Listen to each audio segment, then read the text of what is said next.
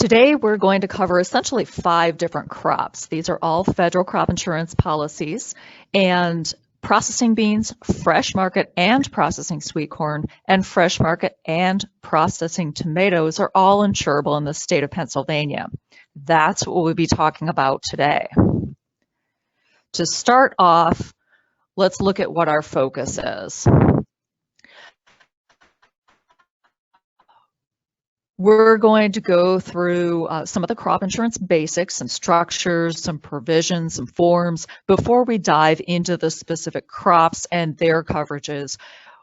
Once we dive in, we will look at primary plans of insurance and some key definitions. We'll look at where coverage is available, types and practices insured, prices and options, and the perils and rules if you have a loss. And along the way, we will discuss a few example calculations.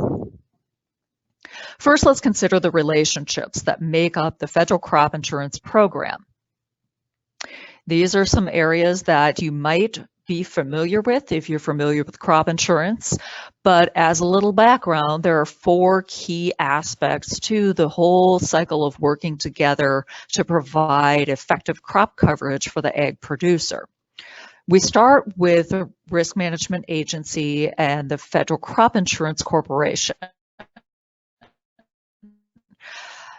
That's the federal side, and it's split into those 2 buckets, with RMA acting as a manager for the FCIC. And you can see on this slide some of the areas that each element of the federal side is responsible for.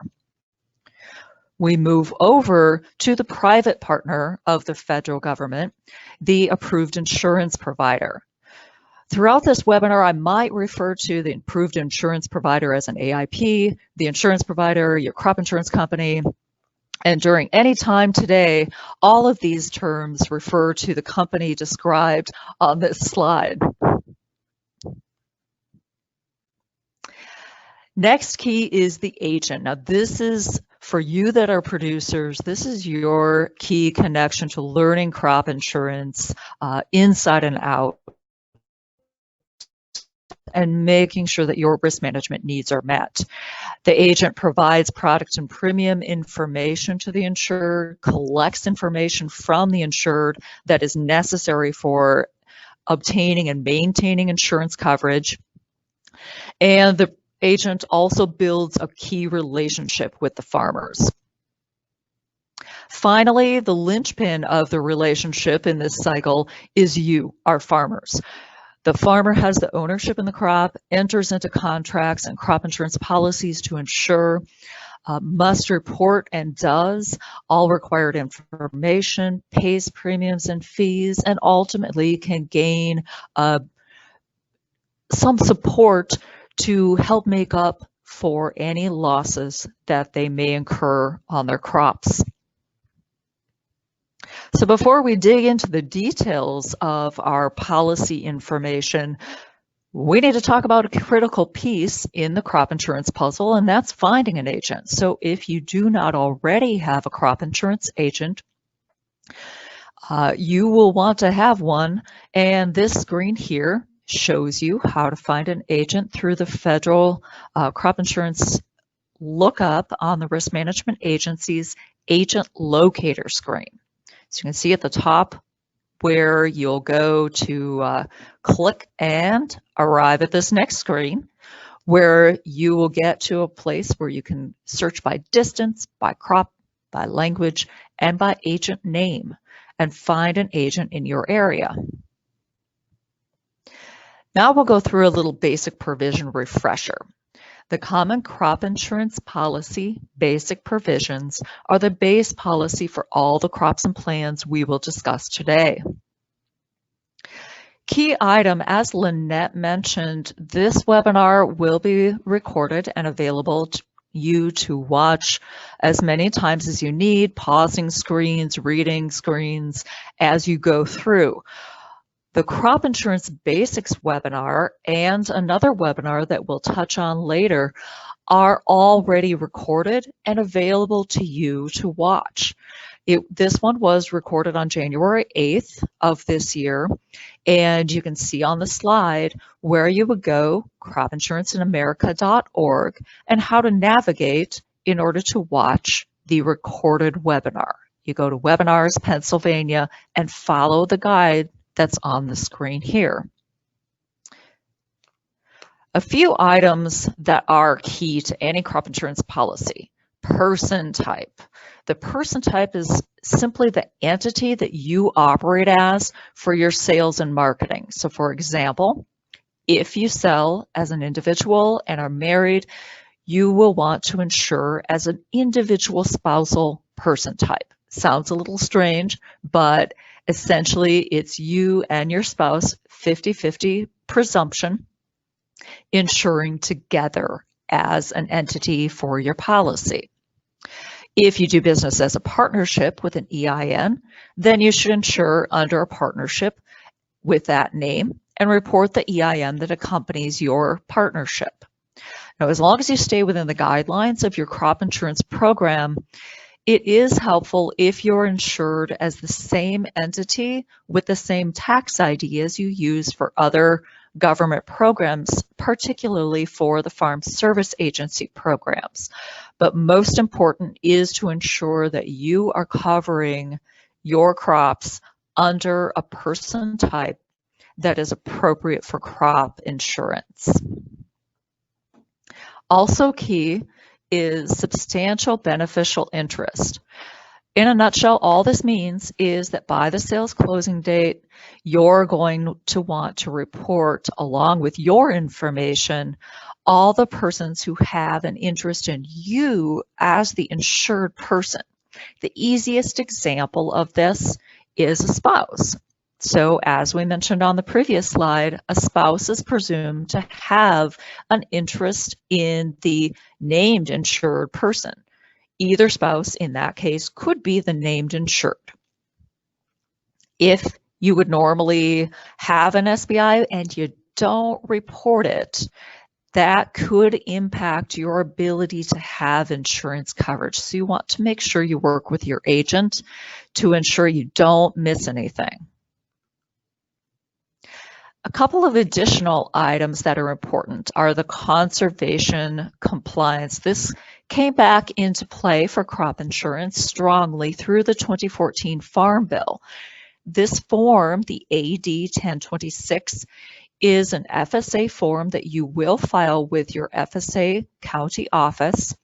And the key here is to ensure that you're complying with highly erodible land conservation rules and wetland conservation rules in order to maintain your crop insurance premium discount.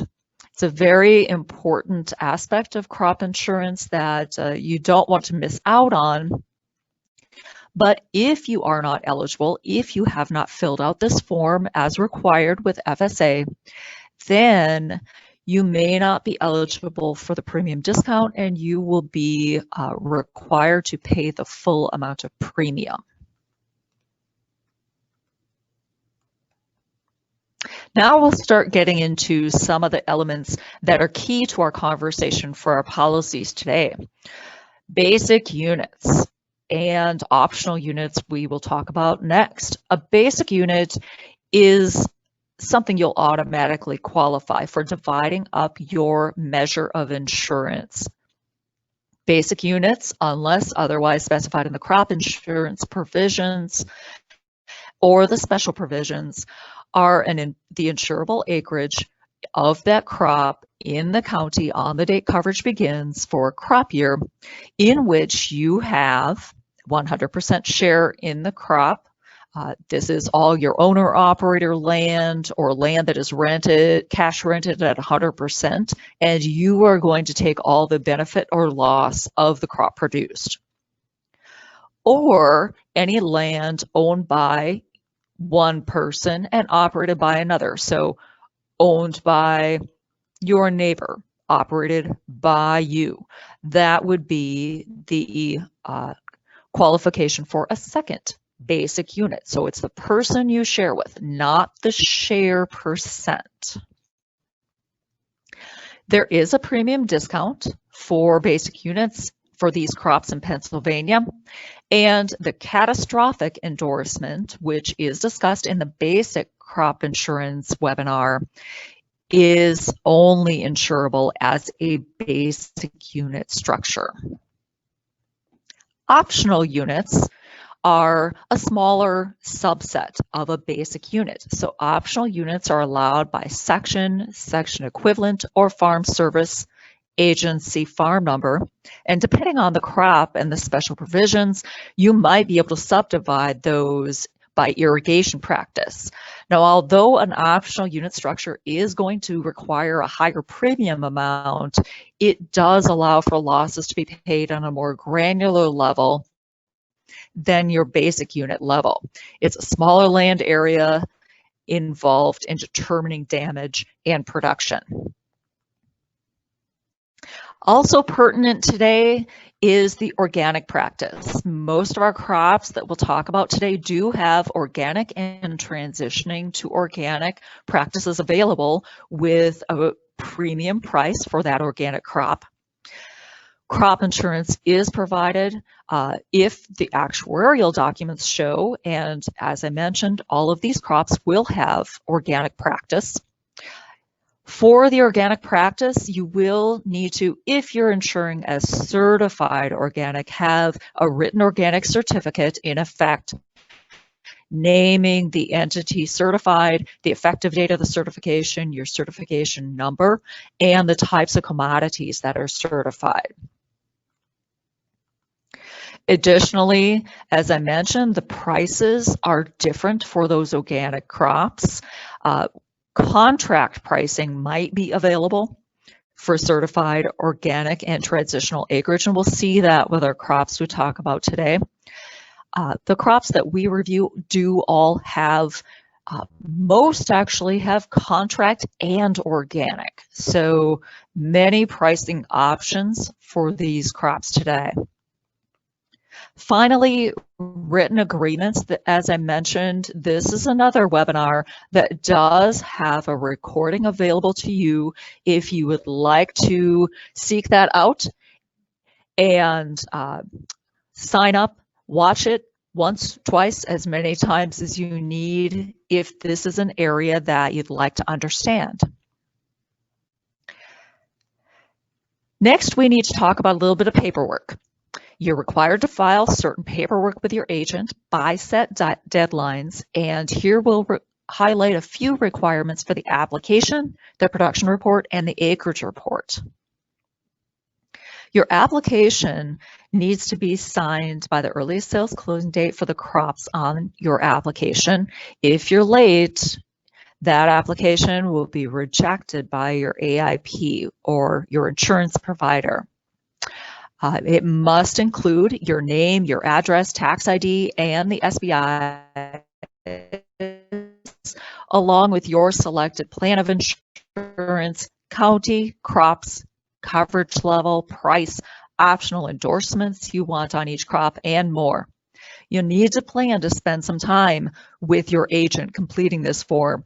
One missed box on this application could have a big impact on your coverage. If you produce crops in 2 counties or more, you can choose to insure one county but not the other. Different coverages can be selected in each county. And remember that you must insure all the acres of the crop in the county in which you have a share. That's a tenet of every one of the crops we'll talk about today.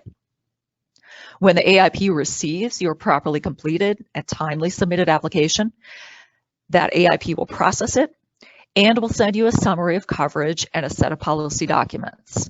Once the application is completed, you can't cancel that policy the initial crop year. And unless you make changes or cancel, your policy is going to automatically renew. For production reporting, that process will apply to all crops discussed today except the dollar plan fresh market sweet corn, which as we go through it, you'll begin to learn is a very different type of structure for a plan of insurance.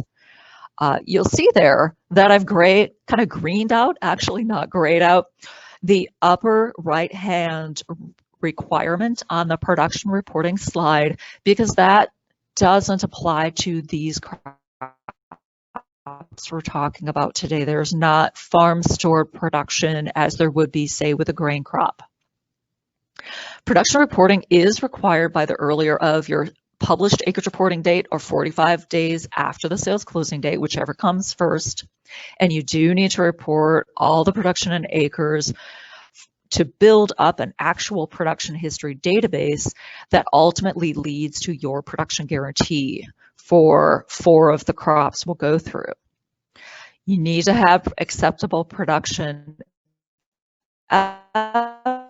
evidence to support the information in your production report, and if at any time any documentation is required either for a review or for revising or correcting any information reported. Acreage reporting. In addition to the production report, you have to annually report for each insured crop in a county the number of insurable and uninsurable acres planted or prevented from planting, if applicable. The date the crop was planted, the share in the crop, the acreage location, farming practice used, types, varieties must all be reported. That information is used by the insurance provider to establish your amount of coverage and to calculate your premium for the crop. You want to make sure you meet all policy deadlines or coverage may not remain in force. Now let's get into those plans of insurance that we've touched on a little bit here. What's pertinent here are, as you can see, that there are 2 plans. Dollar plan, which is only for one crop, the fresh market sweet corn, and all other crops and crop plans we talk about today are actual production history. So your processing crops and your fresh market tomatoes.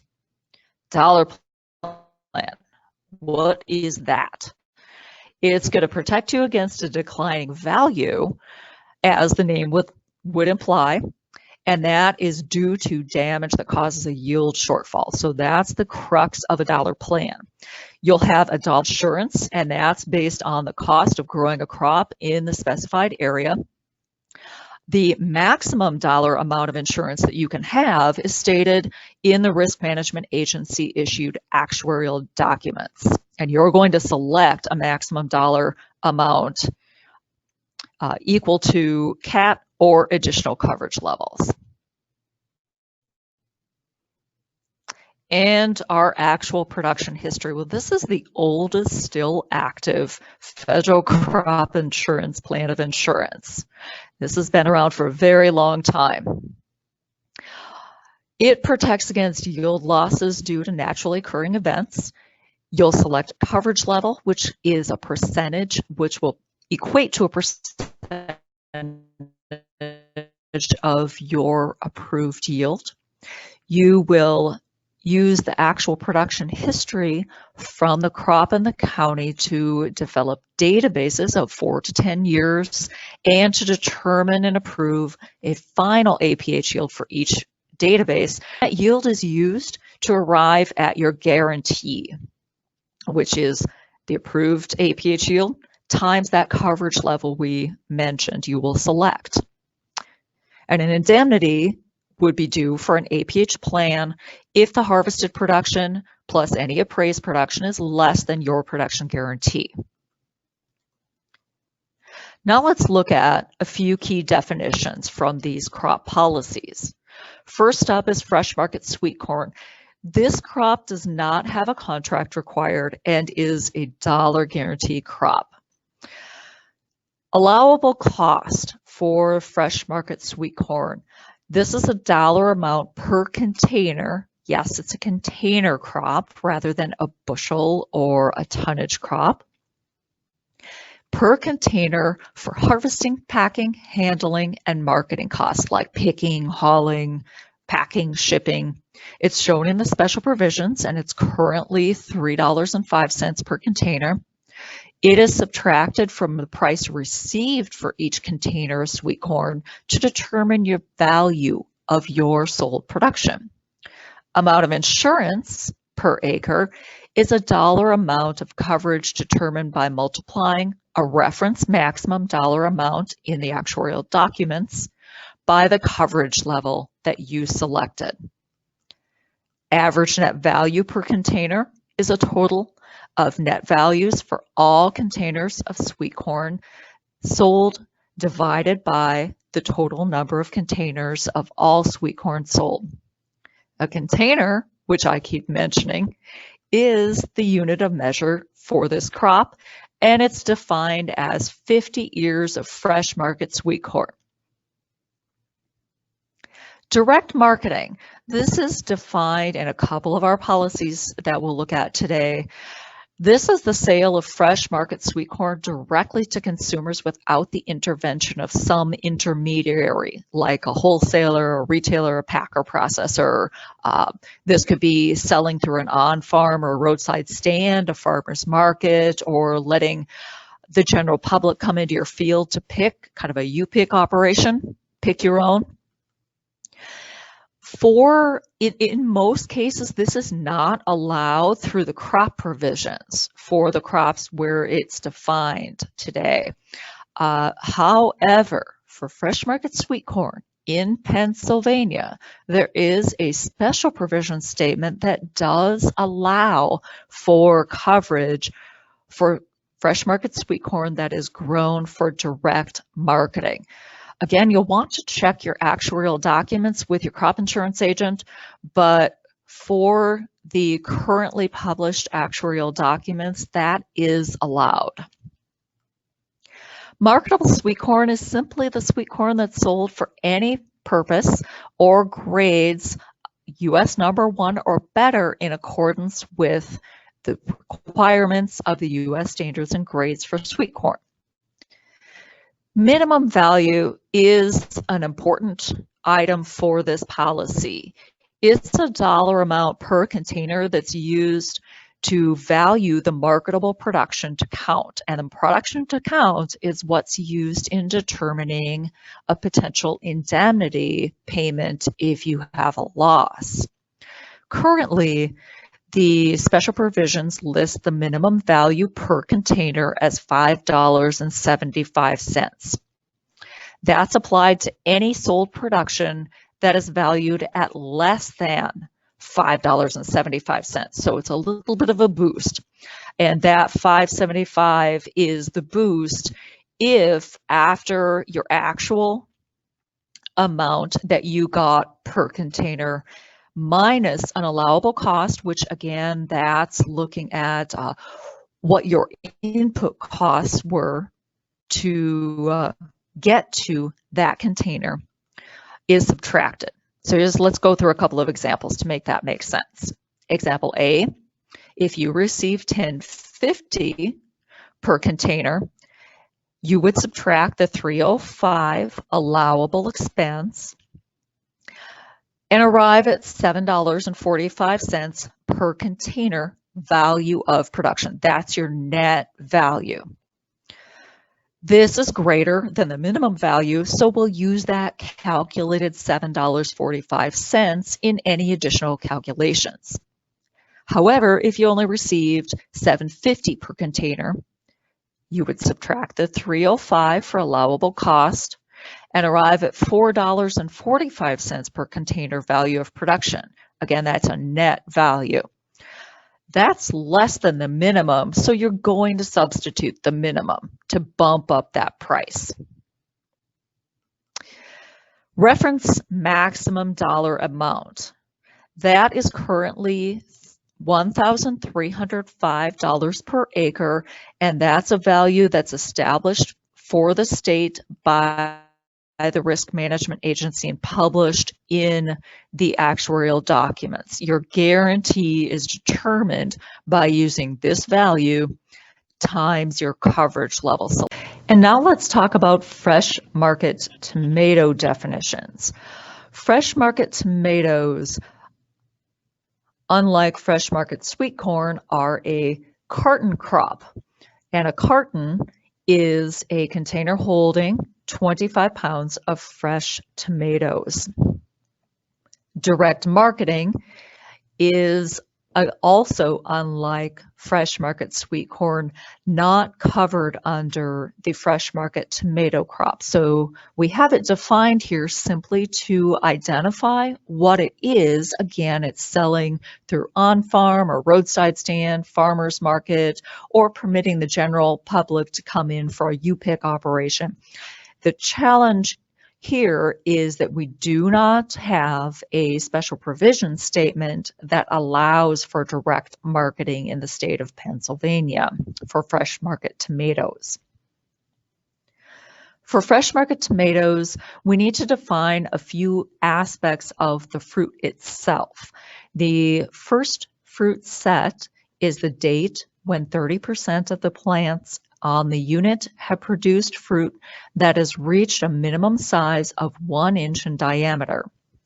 Mature green tomatoes have a highlighted gloss due to a waxy skin that can't be torn by scraping, has well-formed jelly-like substance in the locules, and has seeds that are sufficiently hard that they are pushed aside and not cut by a sharp knife when slicing.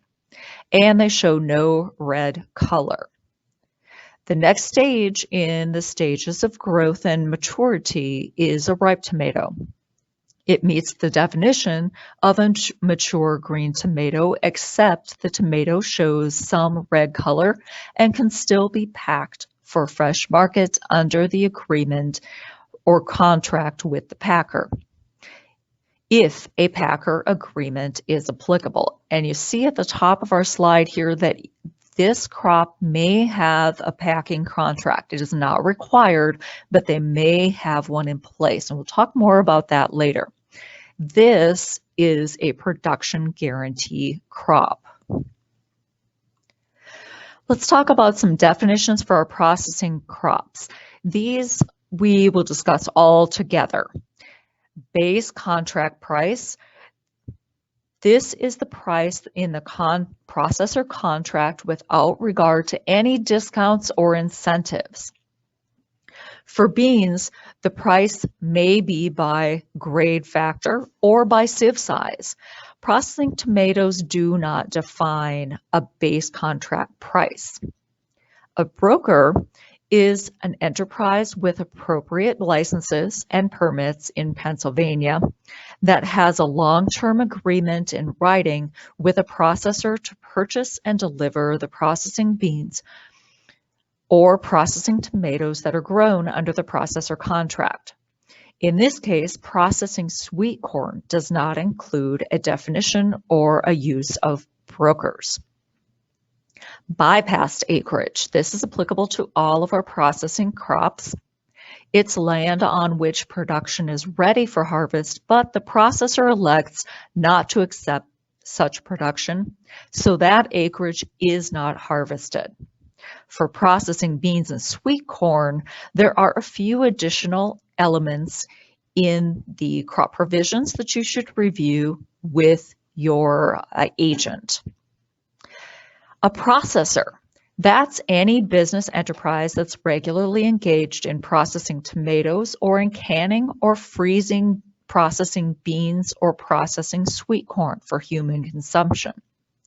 The processor must possess all licenses and permits for processing, canning, and freezing the crop in Pennsylvania, and must possess facilities or a contractual access to facilities with enough equipment to accept and process the contracted crop within a reasonable amount of time after harvest.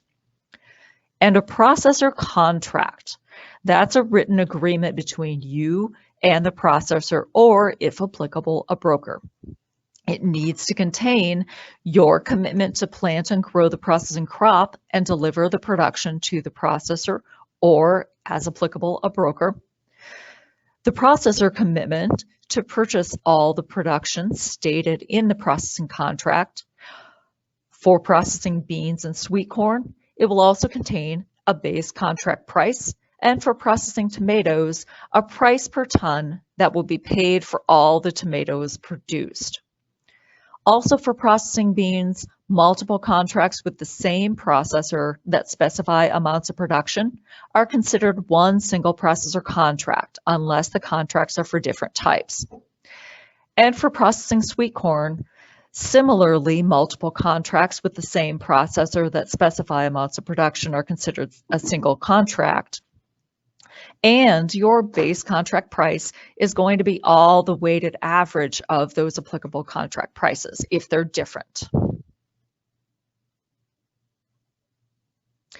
Let's dig into a few stats and specifics for our processing beans. On the slide, you'll see the amounts that were recorded in RMA statistics for sold policies for 2018 processing beans. Total premium shown here is the gross calculated premium amount before subtracting any premium support that's offered by RMA. The policies earning premium were only 42 policies that had losses paid, 21, and the loss ratio was 212. The insured crop, this is a processor contract with a tonnage crop for crop that is harvested by mechanical picking. Processing beans in the county, all of them need to be insured. You can't pick and choose by type. You can't pick and choose by field or by location. You need to insure everything you have a share in that county. They're grown under the requirements of a commercial processor contract executed before the acreage reporting date. These are snap beans, such as waxy, white, etc., or lima beans that are grown for canning or freezing for we humans to eat. Special procedures exist in the policy for producers who are both a broker and a processor and the producer. So if you are one of those two combinations, you'll want to talk through those provisions with your agent. They don't insure lima beans that follow right after snap beans that are harvested within the same crop year, and they don't cover processing beans that are interplanted with some other crop. Counties, you can see the list of counties for the 2019 crop year that have insurable processing beans. Keep in mind, as we discussed earlier, that you may be eligible to obtain a written agreement to get insurance in a different county, and that's something you'll want to go through in detail with your agent if that is an avenue you'd like to pursue. The types insurable in Pennsylvania counties are listed on the screen as well, and you'll note that lima beans are only insurable in the actuarial documents in Adams, Lancaster, and York counties. Several different practices available. You can have irrigated and non-irrigated for conventional processing beans, or certified organic also by irrigation practice, and transitioning to organic by irrigation practice. The prices that are currently published for the 2019 crop year are listed on the screen in front of you. Lima bean types are separate pricing as compared to all others. And you can see there are conventional, transitioning to organic, and certified organic pricing. Important here is that there is a maximum contract price, and that will be the cap that if for whatever reason your contract price that you insure under happens to go above that, you are capped off at that max contract price. Coverage levels. This is where your share of the premium is the 100% of the, excuse me, let me back up, your coverage levels and your premium discount. So your coverage level is the amount that is going to modify what would be your 100% guarantee. So for example, if you are at a 75% coverage level, that's your selection, then you would have the equivalent of a 25% deductible that you would be responsible for. That's your portion of the risk. The discount here listed is the amount that is provided by the USDA Risk Management Agency. You will pay the amount of premium that is shown in the bottom row. That is your percentage. If we're dealing with catastrophic coverage, that's a very specific kind of coverage, and it is, as it sounds like, only for catastrophic losses. That coverage is fixed at 50% of your average yield and 55% of your price election. And the cost of that is a flat administrative fee per crop in the county of $300. Now, with the recently passed 2018 Farm Bill, in the future, we will see that catastrophic fee increase to a specific amount of $655. That is not in place now, but that will be coming as a result of the Farm Bill. Unit structures for processing beans. Basic units are a fairly standard contract crop basic unit. It's all acreage planted under contract by processor. It's not by individual processor contract. So for example, if you had 3 contracts with the same processor, one for each different type, you only have, because it's one processor, a single basic unit. Optional units, however, are not allowed by section equivalent or farm number or by irrigated or non-irrigated practice, but are allowed if your processor contract stipulates a number of acres to be planted. In that case, if your land that is planted to processing beans does not flow one type into the next, so you do have a good break in your planting pattern, then you'll be eligible for optional units.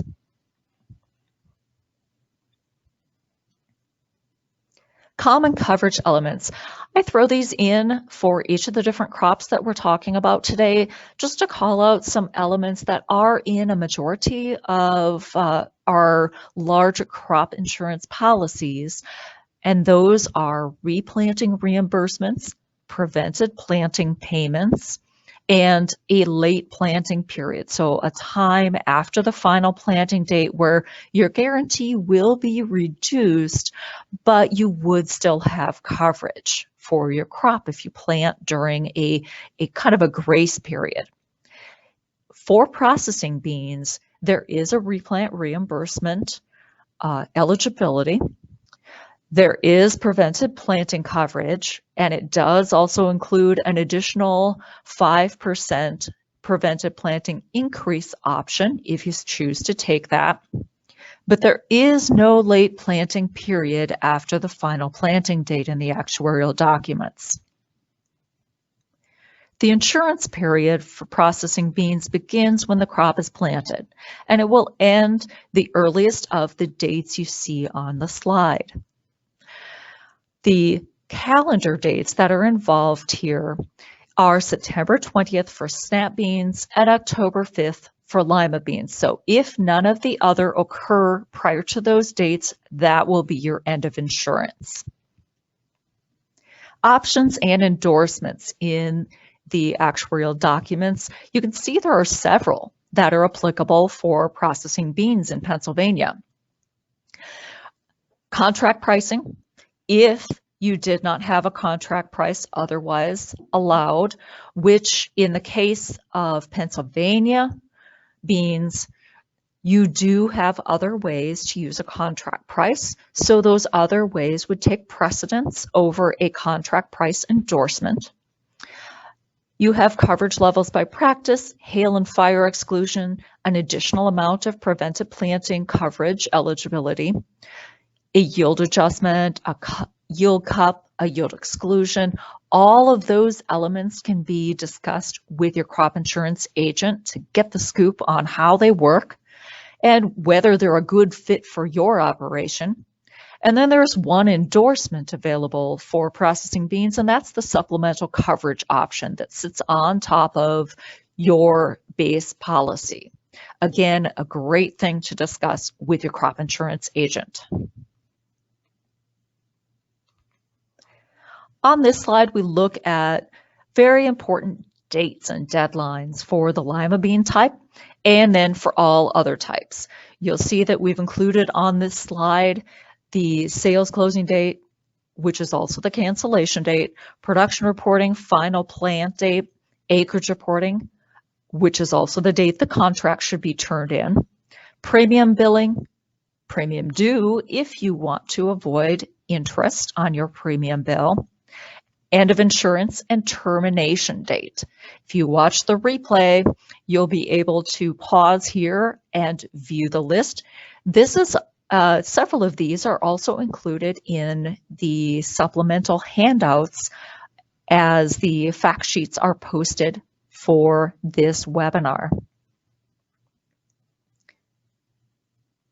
Let's jump into fresh market and processing sweet corn, and we're going to cover these in tandem. Some are the same and some are slightly different, so we'll cover those aspects as we move through. Statistics, you can see that processing sweet corn had no liability, no premium, and no indemnity in 2018. There were 6 policies sold, but none of them earned premium. Fresh market, on the other hand, was a fairly popular policy in Pennsylvania. Fresh market policies, there were only 86 sold, but 57 had premium. 24 were indemnified, and again, our loss ratio was 212%. You can see the amount of premium, the amount of indemnity based on RMA statistics. Fresh market sweet corn is a container crop with a dollar guarantee, and each container is going to equal 50 pounds of sweet corn. All the sweet corn in the county for which premium rate is provided by the actuarial documents in which you have a share is the insured sweet corn in the county. You need to report all of those acres. High sugar sweet corn for human consumption that grades US #1 or higher is what this policy is for. Planted to be harvested and sold as fresh market sweet corn.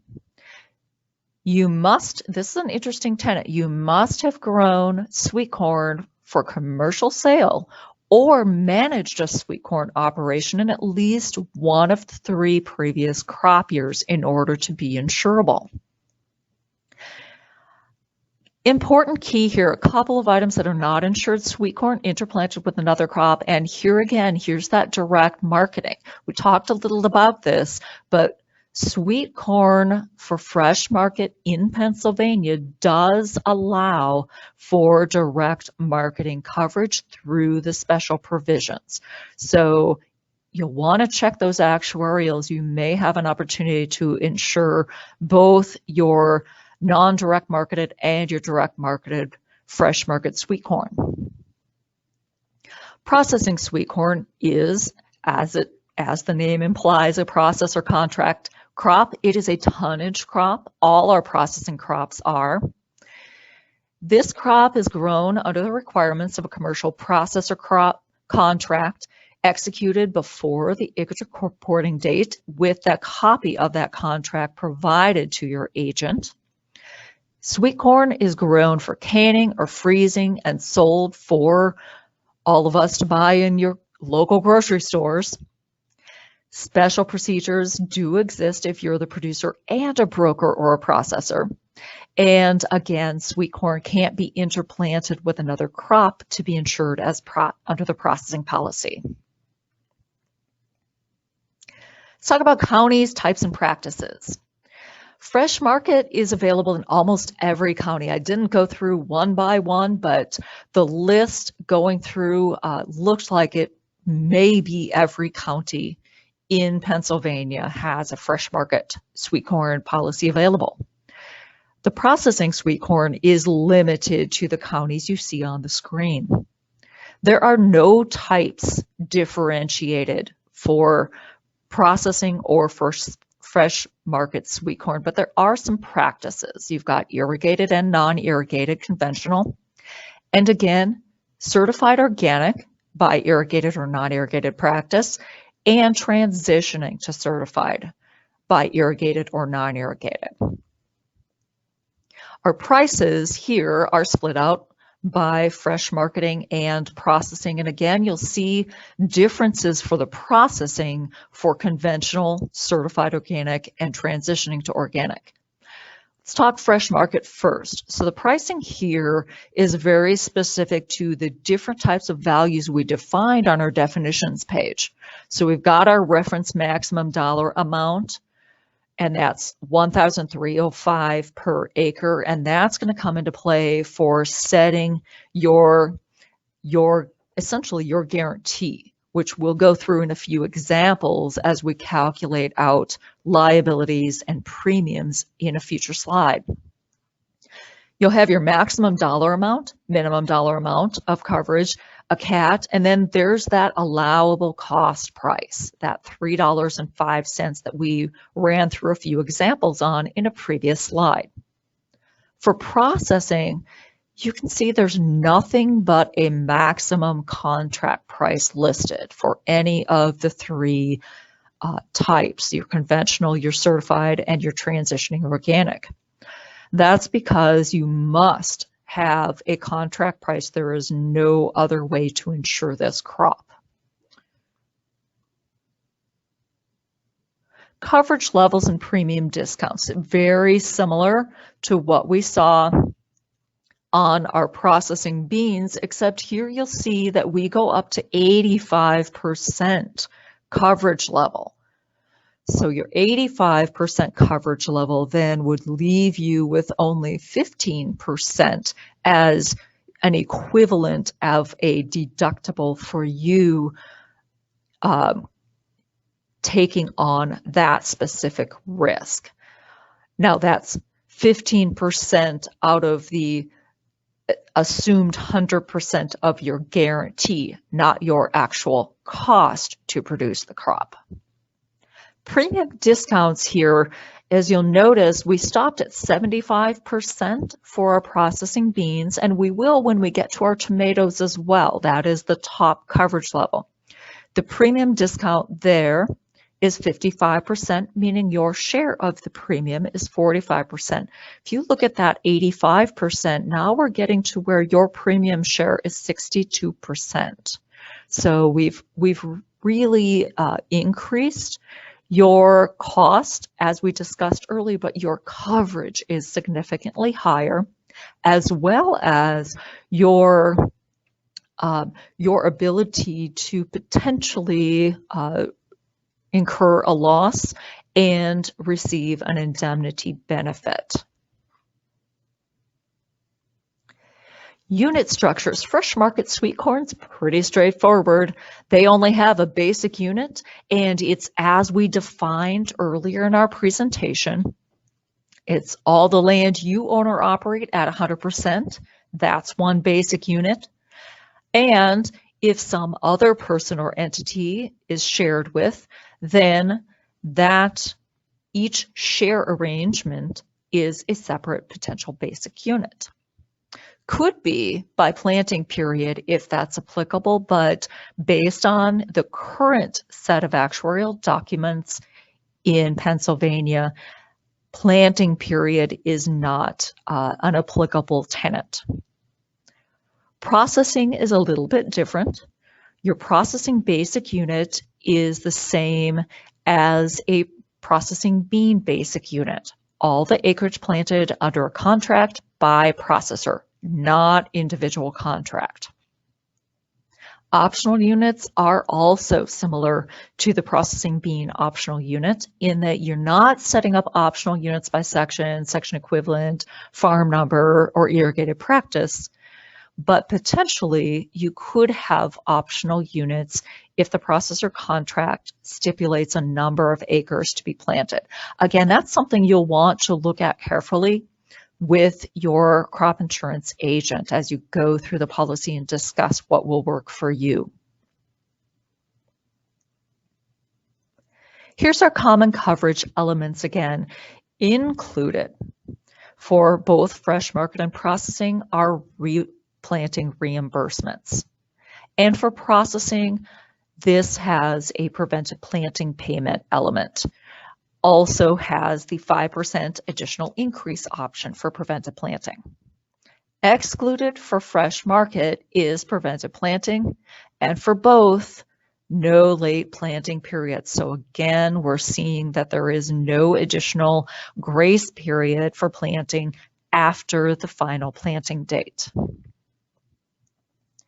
The insurance period for fresh market begins the later of the date the AIP accepts your application or the date the crop is planted. It ends by unit the earliest of the dates that are the elements that are listed on your screen. The key one I want to point out at the bottom there is 100 days after the date of planting or replanting or September 30th. Those are your more hard and fast dates. And for processing, begins when the crop is planted and ends the earliest of, again, the elements that are listed on the screen, and our hard and fast date is September 20th. The other element I want to call out for processing is that second bullet, the date you harvest enough sweet corn to fulfill your contract. So that is an ending element for your insurance period.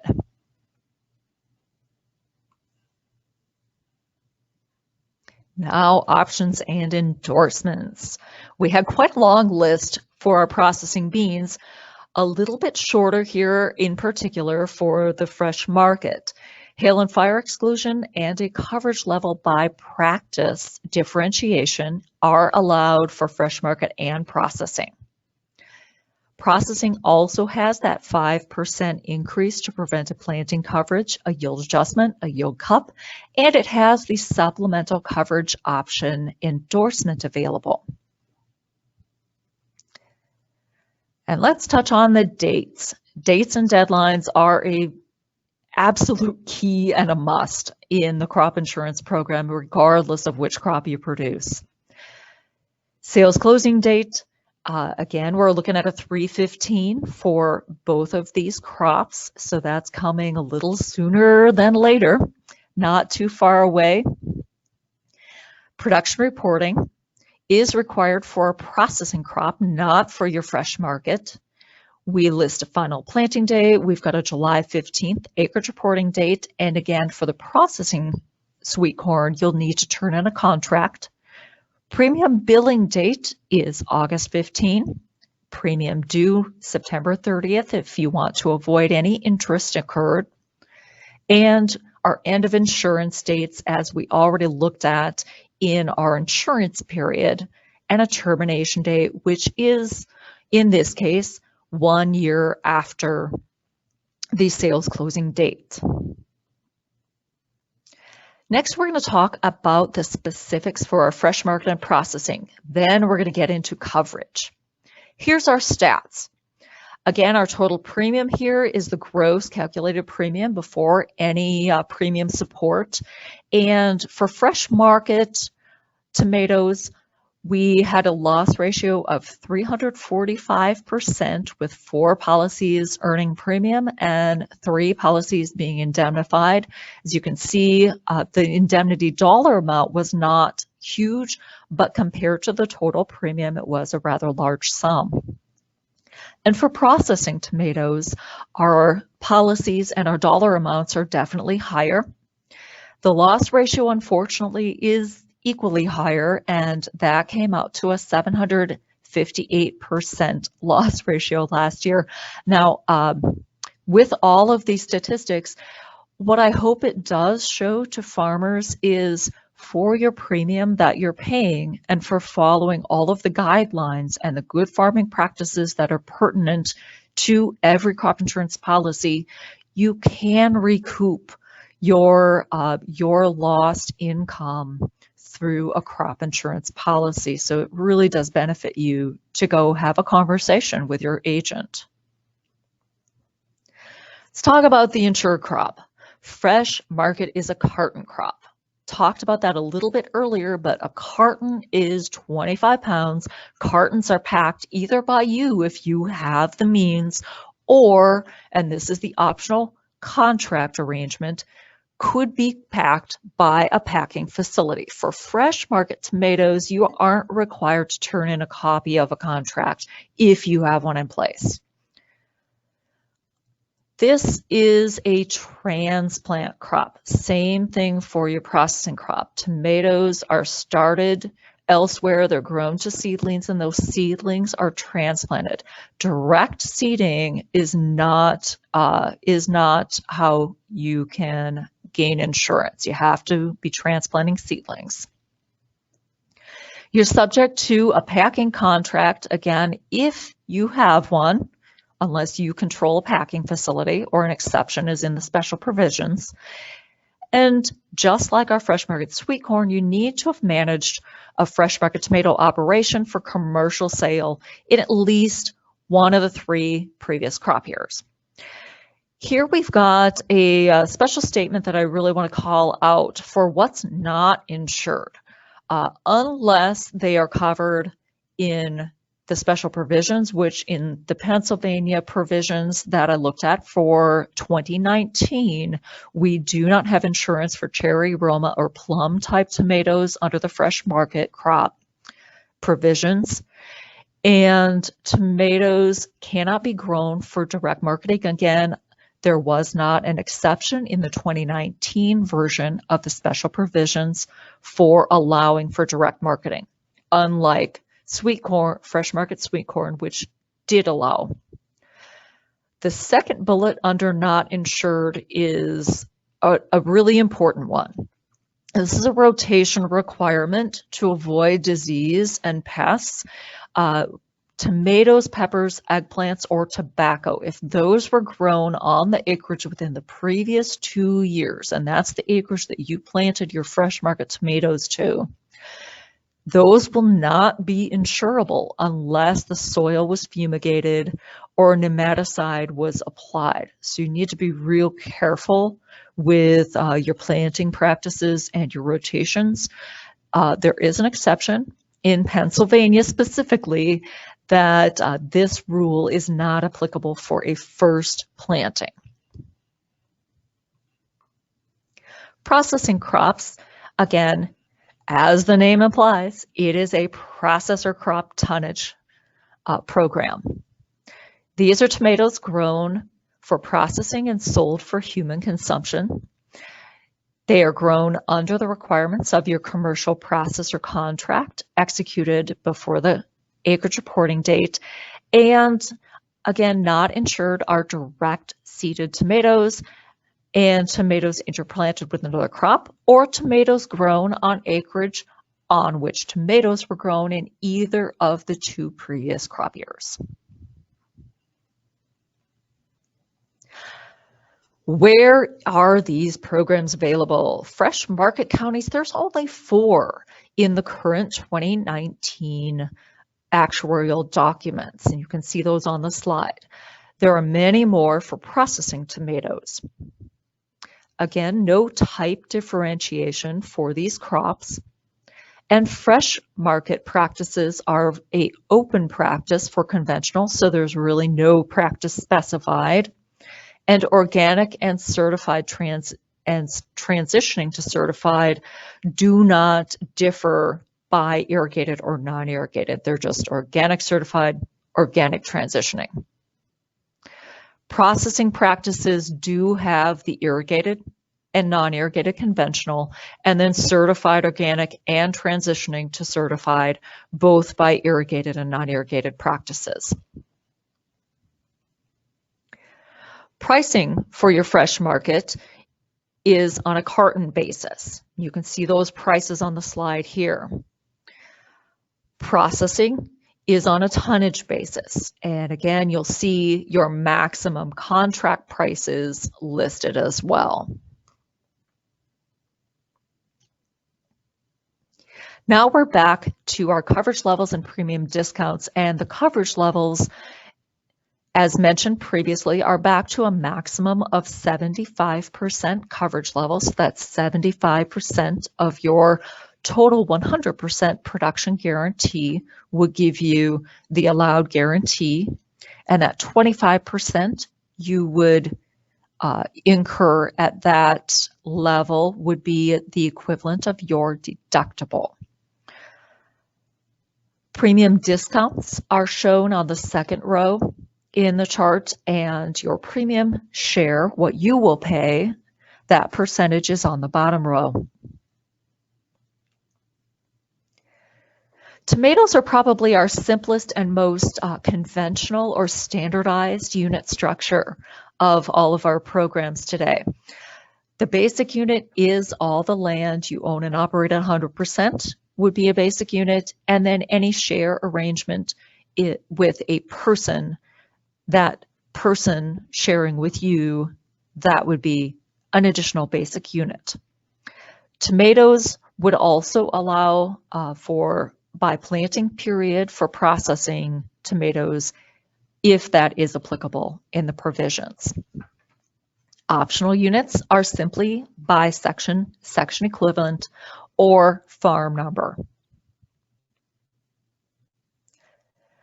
The only included common coverage element for either fresh market or processing tomatoes is a replant reimbursement. Both the prevented planting payment and late planting period are excluded from these coverages. Your insurance periods are for fresh market, starts the later of the AIP accepting the app or the date the tomatoes are planted, and ends the earliest of, and again, we're going to skip down to that bottom item with the hard and fast dates, 120 days after the date of planting or replanting, or October 15th.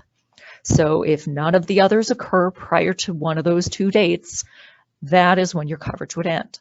For processing, starts when the tomatoes are planted and ends the earliest of October 10th, unless one of the other items above has occurred before October 10th. And our options. There are no endorsements for fresh market or processing tomatoes. There is contract pricing. There is a hail and fire exclusion, yield adjustment, and yield cup. And for fresh market only, there is a yield exclusion allowance, and this is a special one. This is the only place that this shows up. There is a replant exclusion allowed. That exclusion, if you take that option, removes replant reimbursement opportunity from your coverage. By removing that potential coverage, it will reduce your premium, but keep in mind that takes away the ability to be reimbursed for any need to replant under your policy. For processing, there is an option for coverage levels being different by practice. And here are our tomato dates, the fresh market and the processing. You notice there are many similarities. One that's different is your final planting date, June 20 for fresh market, June 10th for processing. And again, with the contract, that is required only on the processing. Your premium billing dates are both August 15th. Your end of insurance date is 5 days different, with fresh market ending by 10/15 and processing by 10/10. Now let's calc out some coverage. That's the important part, and the next important part is what if you have a loss? Let's look at a guarantee. These are some very basic calculations on your slide here, but my hope is to give you a bit of an example of what this looks like for each of the different types of crops. You'll see the processing is applicable for any of your processing crops. You're going to end up with a per acre production guarantee in tons with your approved APH times your coverage level. For fresh market sweet corn, remember this is our dollar crop. So this has a final stage amount of insurance per acre, and we'll talk about stages later. Maximum reference dollar amount times the coverage level you selected. For fresh market tomatoes, we have a per acre production guarantee, but this is in cartons. Our approved APH yield per acre, which comes in as pounds that are converted to a 25-pound carton count, times your coverage level. And then if you wanted to get to a total guarantee, you would multiply by the insured crop acres. Here's a real quick example for lima beans. They are a processing tonnage crop. A 2.8 ton approved APH with a 75% coverage level would give you a 2.1 ton per acre guarantee. Here's one of the first stage guarantees. We have 3 crops that have a staging for our conversation today. The fresh market tomato production guarantee will increase based on the fruit's growth stage. This is similar to what we'll see when we talk about losses for processing tomato and fresh market sweet corn stage pricing. And there they are changing the price that's used based on the stage of the crop. Stages reflect a slow increase here in the crop value and a corresponding increase in the value of the crop at the stage of growth should there be a loss. And you can see the different stages and how they're set forth on the chart on this slide. These are also included in the flyer or the fact sheet that was provided with this webinar and are also available in your actuarial documents and your crop provisions. Liability, here's your calc. So for fresh market tomatoes and processing crops, your liability is fairly straightforward. It's your per acre guarantee times your acres, times your price, times your share. And for fresh market sweet corn, you're taking that per acre dollar amount of insurance times acres times share. If we stick with our lima beans, remember we got a 2.1 ton per acre production guarantee. If we had 80 acres, a $470 price, and a 75% share, we would take our 2.1 tons times the acres for a 168 ton total guarantee. That 168 multiplied by the 470 price and 75% share will take us to a $59,220 liability.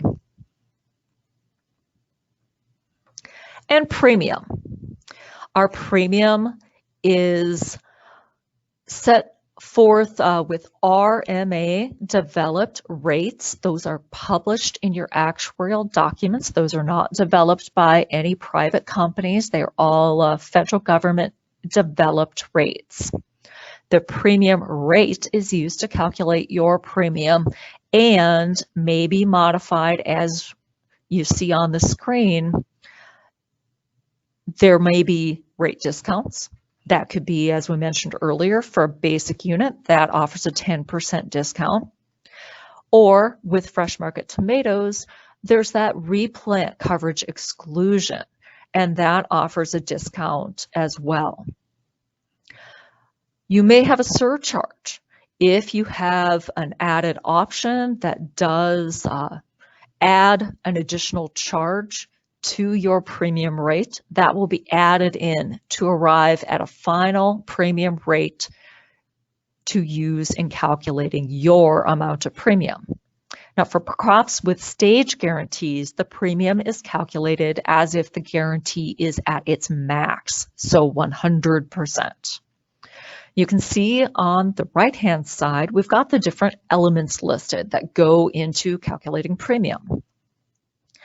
Your total premium is that liability we just looked at on the previous slide times your premium rate. Your producer premium is that total premium minus any premium discount. Now remember, we looked at the premium discounts on our coverage level and premium discount slides. Then at the bottom of all of those charts, we saw the percentage that would be your percent. That's what we mean when we talk about we're getting down to the premium discount and arriving at a final amount for you as the producer. Let's go back to our lima bean example. We know we had a $59,220 liability. If our premium rate, bear with me here, was 0.14963, and we have a 55% premium discount with no other adjustments, we would take our liability times that premium rate for a total of $8,861 total premium, and that's the gross.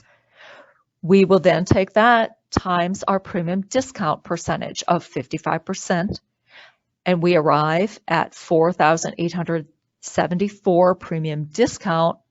Then we subtract from the gross that discount, and we end up with a $3,987 producer premium. That's the amount you would pay. The piece that everyone is interested in is the loss. What might be covered and how is it covered? These programs all offer the standard causes of loss for multiple peril federal crop insurance, and you can see those on the slide here. Adverse weather conditions, including hail, frost, freeze, wind, drought, excess precip, failure of your irrigation water supply if caused by an insured peril during the insurance period, fire, similarly if caused by an insured peril during the insurance period, insect damage and plant disease, unless it was due to your some poor farming practices or control measures, wildlife, earthquake, and volcanic eruption. Now we need to look also, though, at some uninsured, some specifically listed uninsured causes for fresh market and for processing. These come from the crop provisions. Sweet corn does not allow damage or loss that was due to failure to harvest timely, unless that was caused by an insurable cause, or your failure to market the sweet corn, again, unless it was due to some actual physical damage that was from an insured cause of loss. So, for example, if you can't market due to a quarantine, a boycott, somebody refusing to buy your product, that is not an insurable cause. For tomatoes under the Fresh Market Program, you can't be covered for damage or loss of production that occurs or becomes evident after the tomatoes were harvested. For our processing crops, no insurance if bypassed acreage was bypassed because your equipment broke down or facilities weren't available, or because availability of a crop insurance payment was there, so you bypassed the acreage. That is not acceptable. Also, if you fail to follow the requirements of your processor contract, that's not an insurable cause. And for tomatoes under the processing plan, if you don't timely harvest, unless it's directly due to an insured cause of loss, that is not an allowed cause. So here are the other stage guarantees. Remember, we looked at previously the fresh market tomatoes, and those had a staging that applied to the guarantee. Here we're talking about a staging that applies at loss time, and this is for the fresh market sweet corn and the processing tomatoes.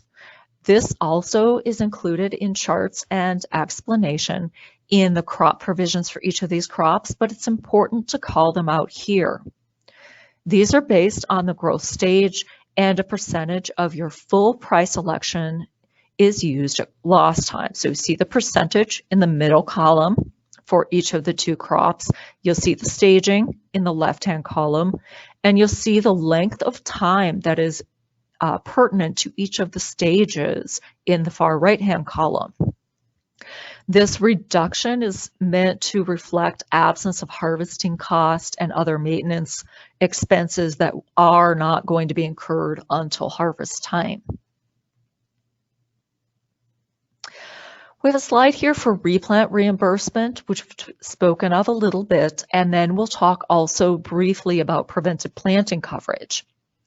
For replant reimbursement, this is an amount to be replanted must meet the lesser of the 20 acres or 20% of the field or of the unit, and you can't exceed your actual cost of replanting. So never will one of these payments reimburse you. That's why it's called a reimbursement. Never will it exceed what you actually had to pay to replant. Now, the adjuster is going to come out and determine if it's practical to replant damaged crop acreage. That adjuster is going to look at moisture availability, condition in the field, marketing windows, whether enough time remains for your crop to mature. Remember, some of our crops have a set number of days after planting that the insurance period ends, so that's a really important factor. And then making sure that for processing crops, it's not practical to replant unless you can produce 75% of the approved yield for your, and your processor needs to agree in writing that they're going to accept production from replanted acres. So if your processor is not willing to accept the additional risk of not having a contract fulfilled because of a replant, meaning that you have fewer growing days, then replant coverage will not be allowed. You may still replant if you so choose. And in some cases, depending on your provisions, again, very important to review them, you may be required to replant even if a reimbursement is not allowed. Different procedures for fresh market sweet corn. Here you must replant if at least 75% of your plant stand remains. And the reimbursement is allowed if more than 25% of the plant stand will not produce sweet corn. Reimbursement for tomatoes is allowed if more than 50% of the stand was damaged. And then for processing, you can see what your calculation there would be. It's a max reimbursement per acre. It's a lesser of 20% of the production guarantee, or 3 tons, times a final stage price election times your share. And fresh market is 70 cartons times your price election times your share. That's your maximum reimbursement. Remember again that the fresh market tomatoes allow you a replant exclusion. And if you selected that, even if you would otherwise be eligible for a replanting reimbursement under the normal rules, you have opted out of that coverage with a replant exclusion. Prevented planting. This provides protection if you're unable to plant your insured crop by the final plant date due to insured cause of loss. Prevented planting is only available on processing beans and processing sweet corn from amongst the crops we reviewed today. This is a great benefit where you can continue to have some coverage, and as we saw earlier, both our processing beans and processing sweet corns have the additional prevented planting 5%. So whereas normally they might have, say, in our example on the screen, if we had a 60% prevented planting coverage factor, then that would bump you up to a 65%. So you would have a better opportunity to recover some of your potential loss of planting the crop and then not having it come up or having it damaged before it comes up, or being prevented. Fresh market. Your duties in the event of loss.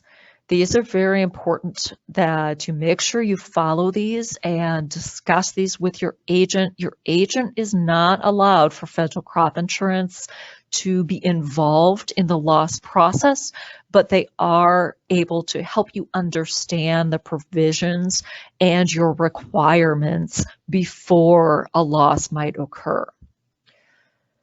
You'll need to report any damage that you suspect you have on any field in your operation within 72 hours after the earliest of the time you discover the damage, the time you discontinue harvest on any of your acreage in a unit, the date harvest normally would start if any acreage on the unit will not be harvested, or the calendar date for the end of the insurance period.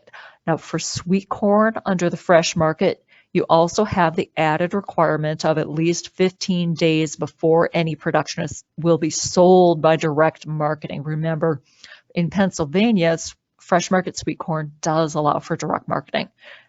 So you'll have that guideline also for reporting a potential loss. Also, after a loss or a suspected loss, you need to continue to protect the crop from further damage and provide sufficient care. And you'll need to allow the adjuster to access the fields or records or any documentation as often as they need in order to complete your loss adjustment.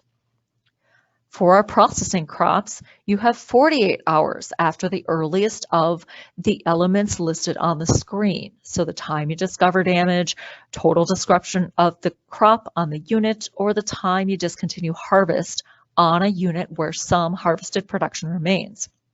Then you have some additional tenets that are important. You would report within 3 days after the date harvest should have started on any acreage, but it will not be harvested.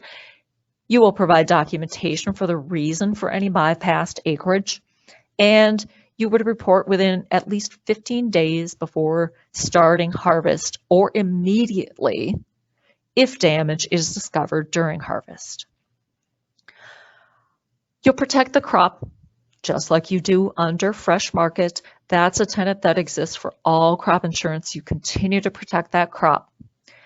You also, again, allow the adjuster access to the fields and to any records that he or she needs.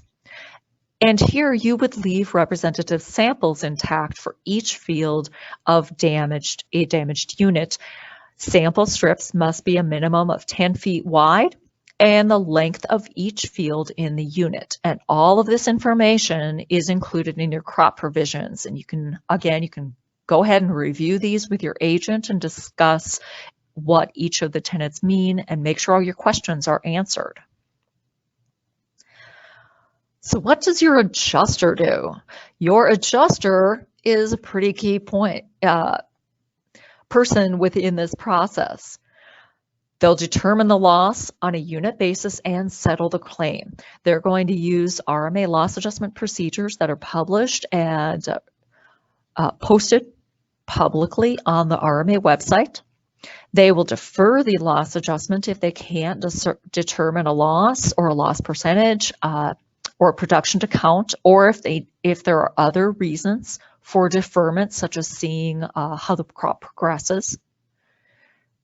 And your company, through the adjuster's work, will issue an indemnity, replanting reimbursement, or prevented planting payment within 30 days of the later of the loss agreement with you, or completion of any arbitration or reconsideration or final judgment. And if the company is unable to issue that payment within that time frame, they will notify you in a timely manner in writing about that delayed payment time frame and the reason for that. So what does the adjuster really do? When they come out to your farm, they're first going to set up an appointment with you. Generally, most adjusters are going to contact you within just a short period of time after, and I do mean short, probably within hours of the company receiving your notice of loss, and they will let you know who they are, set up an appointment time to inspect your damaged acreage. They determine the causes of loss and how many acres are damaged by each. They're going to determine percents of damage. They're going to make sure that they're taking the plant counts as required by the specific guidelines from the Risk Management Agency in their published loss adjustment handbooks. They're going to consider different factors based on the crop and the stage of growth. They'll photograph the damage, often with a ruler or other measurable object in that picture for scale and to capture a date, maybe have a whiteboard with the date and the location on it. And the object for scale actually could be you out in the field holding that sign showing the date. It's a great way to capture exactly what was happening at the time of loss. And as mentioned, your adjuster might ask for additional paperwork from you, maybe production records, sales records, a copy of the contract. That adjuster is going to complete all the needed paperwork, explain what he or she did and the findings, and walk you through the adjustment worksheets. And you and the adjuster will sign the documents in agreement of the loss adjustment findings. If there is a disagreement, there is a process for that, and it is spelled out in your basic provisions, and if any amendments will also be found in your crop provisions. Make sure you review those carefully to understand what your duties are, what the company's duties are, and how you work together to accomplish the end goal of paying a fair indemnity. Lastly, we have our examples, and we're going to go through these one for each crop. There are some similarities for our processing and APH crops, but I think it's nice to have a simplified but potentially real-world example for you to understand how these elements that we spent this time going through work together. Our elements involved in calculating a production loss here: acres, production guarantee, price, your share in the crop, and the production to count. Now, the production to count includes all of the harvested and appraised production from insurable acres on the unit, plus harvested production from any other insurable unit if that production was used to fulfill a processor contract on the loss units. Now, that's specific to processing beans. There are different descriptions of what constitutes production to count in every one of the crop provisions for each of the crops here today. And it's important that you take a look at that to carefully understand what the adjuster is going to need to look at in order to finalize your claim. On the bottom left, you can see the calculation. Each of these would be done by type if you have multiple types of processing beans, and then totaled to end up with a final value and a final gross final indemnity payment. Our example today, we're just going to look at lima beans. So we have 75% share in 80 acres of lima beans with a 168-ton total production guarantee for the unit. If you recall, 168 tons many slides ago was a guarantee that we calculated out in our premium, or in our examples for guarantee liability and premium. Here again, we have our 470 price per ton, and we actually produced 147 tons. That's what we harvested from the unit. On the bottom right is the calculation, showing an arrival at a value of the guarantee, $78,960, the value of our production to count. Then we subtract the production to count from the guarantee, and because the result of that is a positive value, we know there'll be an indemnity due. $7,870 of gross loss times our share gives us a $7,430 indemnity payment on our lima beans on this unit. Fresh market sweet corn. Here's our dollar crop.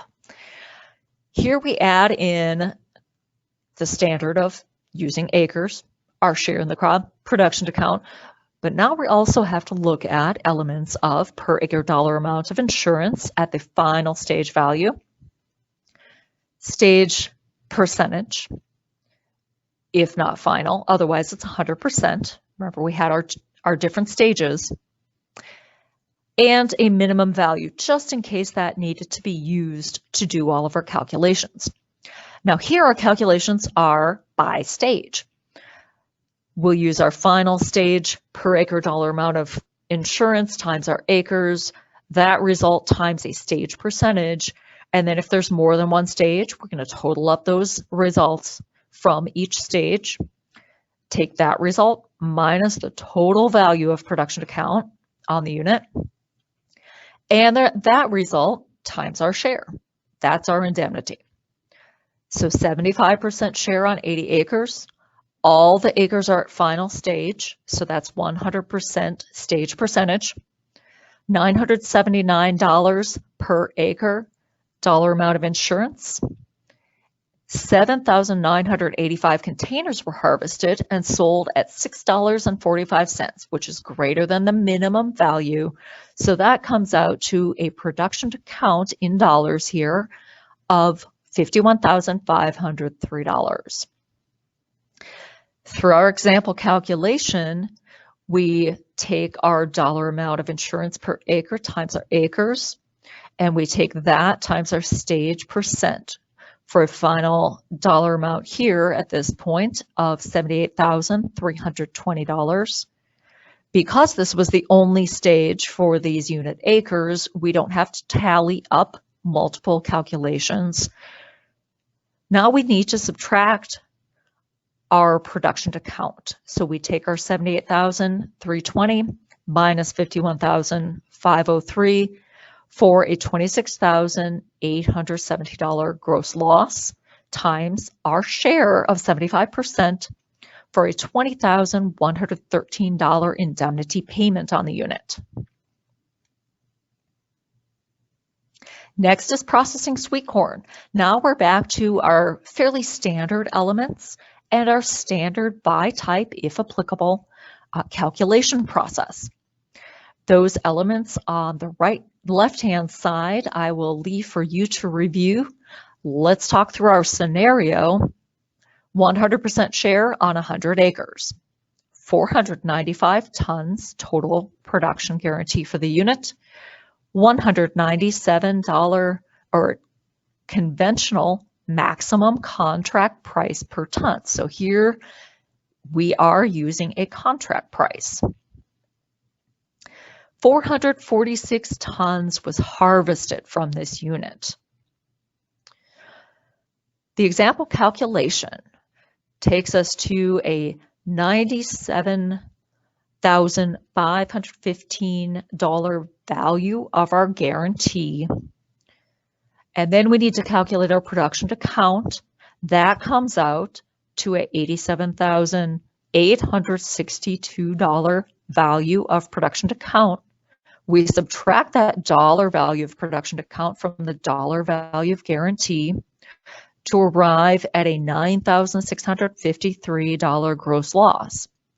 That times our 100% share means we get a $9,653 indemnity payment on the unit.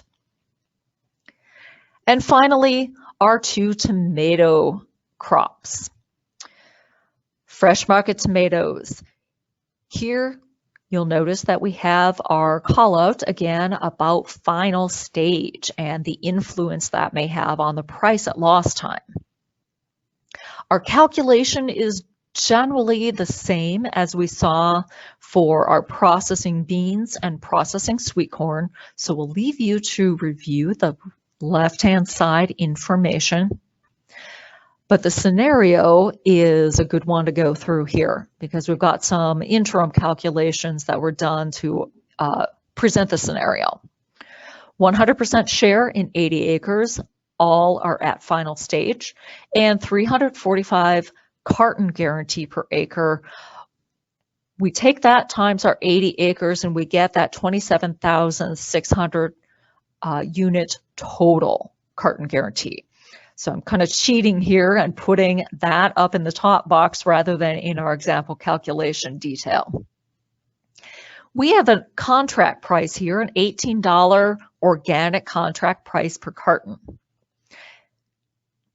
We got 275 carton production per acre, and that results in a 22,000 carton unit total production to count.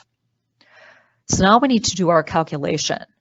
We have our unit total carton guarantee times our organic contract price per carton to arrive at a $496,800 value of guarantee. It's a big dollar amount for an expensive and needing to be insured crop.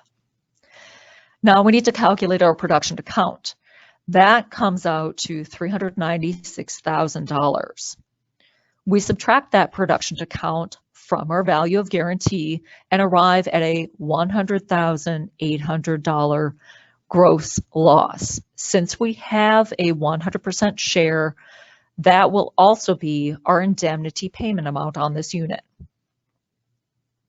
And finally, our processing tomatoes. Once again, we have the same elements involved in a basic indemnity calculation for a production loss and a same basic calculation. So our sample scenario, 100% share in 50 acres.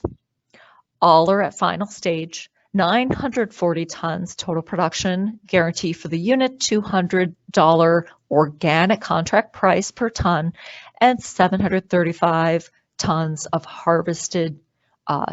were harvested from that unit. Now here's a little important point before we review the calc that's on the screen. There is an indemnity limit for processing tomatoes.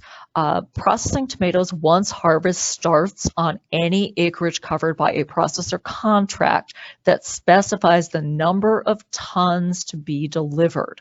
The total indemnity payable is limited to the lesser of the guaranteed tons or the tons remaining unfulfilled under the processor contract. Just an important point that I wanted to pull out of the provisions for you. Now our example calculation. First, we want to get to our value of guarantee. 188,000 is our value of guarantee. Now we calculate our production to count and we arrive at $147,000. We subtract that production account from the value of guarantee and arrive at a $41,000 gross loss with our 100% share. $41,000 is also our indemnity payment. To summarize, we know we covered an awful lot of elements in this presentation and going through essentially 3 different crops, but 5 different crop policies in a fairly short amount of time is a lot for you to take in.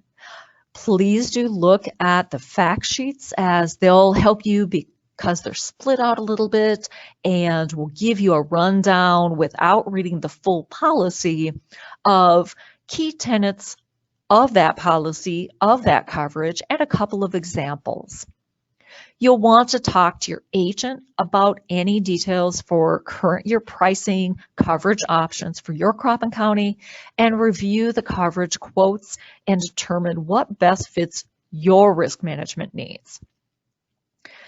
Keep in mind that fresh market sweet corn policy is our only dollar amount per acre coverage from our conversation today. Everything else is actual production history crop. Your fresh market tomatoes are a carton crop. Fresh market sweet corn is a container crop. And your processing beans, sweet corn, and tomatoes are tonnage production crops that need processor contracts.